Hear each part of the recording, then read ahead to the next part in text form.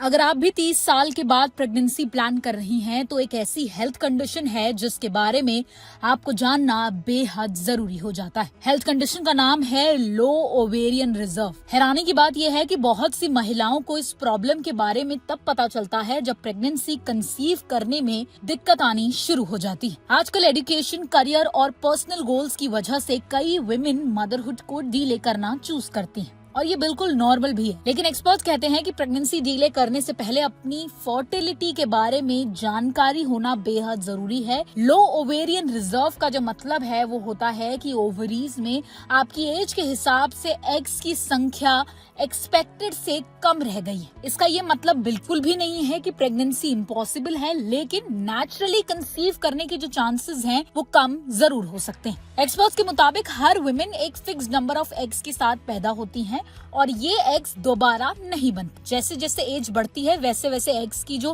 Quantity और quality है दोनों ही कम होने लगती है और आमतौर पर फर्टिलिटी 30 साल के बाद धीरे धीरे डिक्लाइन करती है और 35 के बाद ये प्रोसेस जो है वो और ज्यादा तेज हो जाता है। कुछ वुमेन में ये डिक्लाइन और भी जल्दी शुरू हो सकता है। सबसे बड़ी बात यहाँ पर यह है कि लो ओवेरियन रिजर्व के शुरुआती स्टेजेस में अक्सर कोई भी सिम्टम्स नहीं होते। कुछ वुमेन को इरेगुलर पीरियड्स हो सकते हैं या प्रेगनेंसी कंसीव करने में डिफिकल्टी आ सकती है। इसलिए डॉक्टर्स फर्टिलिटी असेसमेंट के लिए AMH यानी कि anti Mullerian hormone blood test और अल्ट्रासाउंड स्कैन की सलाह देते हैं। AMH टेस्ट से अंदाजा लगाया जा सकता है कि ओवरीज में कितना एग रिजर्व जो है वो बचा हुआ है। एक्सपर्ट्स कहते हैं कि एज इसका सबसे बड़ा रीजन है। इसके अलावा genetics, endometriosis, ovarian surgery, chemotherapy, auto immune diseases और कुछ मेडिकल कंडीशंस भी ओवेरियन रिजर्व को अफेक्ट कर सकती है। एक स्टडी के मुताबिक फर्टिलिटी ट्रीटमेंट के लिए 30 साल से कम उम्र की लगभग